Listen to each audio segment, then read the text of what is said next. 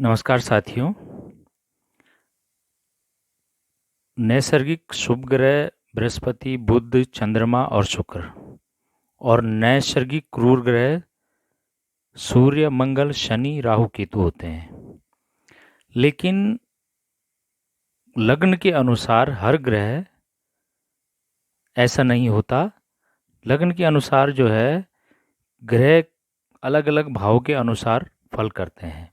तो आज हम देखते हैं मेष लग्न में अलग अलग भाव के स्वामी किस प्रकार से फल देंगे।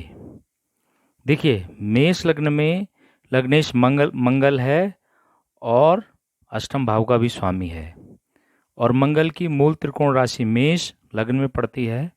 तो अतः जब भी मंगल की दशा आएगी तो मेष लग्न वाले के लिए मंगल की दशा शुभ फल देने वाली होगी। लेकिन साथ ही साथ क्योंकि अष्टम भाव का स्वामी है तो कुछ गुप्त रोग आदि होने की संभावनाएं भी बन जाती हैं मंगल की दशा में। लेकिन ओवरऑल मंगल की दशा यश देने वाली होगी, पैसे देने वाली होगी और मान सम्मान बढ़ाने वाली होगी। शुक्र की दशा इस लग्न के लिए अच्छी नहीं मानी गई है, क्योंकि शुक्र जो है द्वितीय और सप्तम भाव का स्वामी है, और दोनों ही भाव मारक भाव होते हैं मेष लग्न वालों के लिए। तो जब भी शुक्र की दशा आएगी तो ये दशा जातक को स्वास्थ्य में हानि करेगी, धन हानि करेगी और मृत्यु तुल्य कष्ट दे सकती है। तृतीय भाव का स्वामी बुध है, जो कि छठे भाव का भी स्वामी है। अतः मेष लग्न के लिए बुध पाप ग्रह होगा और ये अपने दशा काल में मेष लग्न वाले को शुभ फल नहीं देगा। चतुर्थ भाव का स्वामी चंद्रमा है। इसको चूंकि ये चतुर्थ भाव केंद्र भाव है, इसलिए इसको केंद्राधिपति दोष हो जाता है चंद्रमा को इस लग्न में।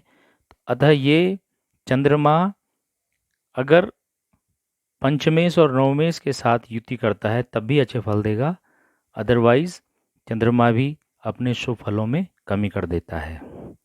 सबसे अच्छा ग्रह अगर मेष लग्न के लिए कोई है तो वह है सूर्य, क्योंकि सूर्य जो है अकेला पंचम भाव का स्वामी है, शुभ भाव का स्वामी है, त्रिकोण का स्वामी है।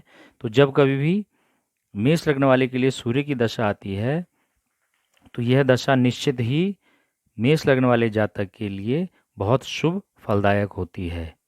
इस दशा काल में बच्चों की भी तरक्की होती है। यदि बुजुर्ग हो कोई व्यक्ति, तब ये सूर्य की दशा है तो बच्चों की तरक्की के लिए ये दशा बहुत अच्छी होती है, और अपनी ही तरक्की के लिए भी सूर्य की दशा इस मेष लग्न वाले जातक के लिए बहुत शुभ फलदायी होती है, बहुत शुभ परिणाम देती है। नवम भाव का स्वामी बृहस्पति है। तो बृहस्पति चूंकि भागेश भी है और इसकी दूसरी राशि व्यय भाव में पड़ रही है, तो जब भी मेष लग्न वाले के लिए बृहस्पति की दशा आएगी तो निश्चित ही बृहस्पति भाग्य का उत्थान करेगा, उच्च पद प्राप्त करवाएगा, धन की प्राप्ति करवाएगा, धार्मिक कार्यों में व्यक्ति की रुचि होगी और व्यक्ति का मान सम्मान निश्चित ही समाज में बढ़ेगा। अब चूंकि जो है ये बेस भी है बृहस्पति, तो हमेशा बारहवें भाव का स्वामी और द्वितीय भाव का स्वामी स्थानांतर के कारण जो है फल देता है। अर्थात यदि 12वें भाव का स्वामी नवमेश है या पंचमेश है तो वो अच्छे फल शुभ फल देता है। तो यहाँ पर क्योंकि नवमेश और द्वादशेश बृहस्पति है, तो जब भी बृहस्पति की दशा आएगी तो वो अच्छे ही फल देगा, क्योंकि बृहस्पति की मूल त्रिकोण राशि धनु राशि भाग्य स्थान में बैठी है। मेष लग्न वालों के लिए शनि अच्छे फल नहीं देता है, शुभ फल नहीं देता है, क्योंकि ये जो है 11वां भाव का स्वामी हमेशा पापी कहा गया है। तो शनि की यदि 10वें और 11वें भाव के अलावा कहीं और स्थिति होती है, यानी कि 10वें और 11वें भाव के अलावा शनि और कहीं बैठ जाए तो वो अच्छे परिणाम नहीं देता है। लेकिन यदि 10वें भाव में या 11वें भाव में बैठ जाता है तो निश्चित ही शनि जो है अपनी दशा में अच्छे फल देगा।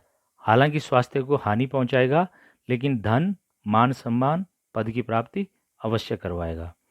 तो आपने देखा कि मेष लग्न के लिए योग कारक ग्रह जो है सूर्य है, बृहस्पति है और मंगल है। उसमें भी सूर्य सर्वाधिक योग कारक है, फिर बृहस्पति है और फिर मंगल है। यानी कि इन 3 ग्रहों की दशाएं जब कभी भी मेष लग्न वाले जातक के लिए आती हैं तो वो शुभ परिणाम देने वाली होती हैं सामान्यतः। और बुध, चंद्रमा और शनि मेष लग्न के जातकों के लिए अकारक ग्रह हैं। इसमें भी शनि मैंने बताया कि 10वें भाव में हो बैठा हुआ या लाभ भाव में बैठा हो तो धन के लिए अच्छा है, लेकिन स्वास्थ्य के लिए ये अच्छा नहीं है। और मारक ग्रह इसमें शुक्र है, यानी शुक्र अकेला ही अगर शुक्र की दशा अगर इस लग्न वाले के लिए आती है तो अकेला ही वो मारक हो जाता है। तो शुक्र की दशा जातक को स्वास्थ्य की हानि करवाती है और मान सम्मान में बहुत ज़्यादा गिरावट आती है, मृत्यु तुल्य कष्ट हो जाते हैं। और यदि अन्य मारक ग्रहों के साथ शुक्र का योग हो जाता है तो मृत्यु भी हो सकती है। तो साथियों, मेष लग्न के लिए हमने देखा कि कौन सा ग्रह कितना योग कारक है और कितना मारक है। धन्यवाद। चैनल को सब्सक्राइब जरूर कीजिएगा।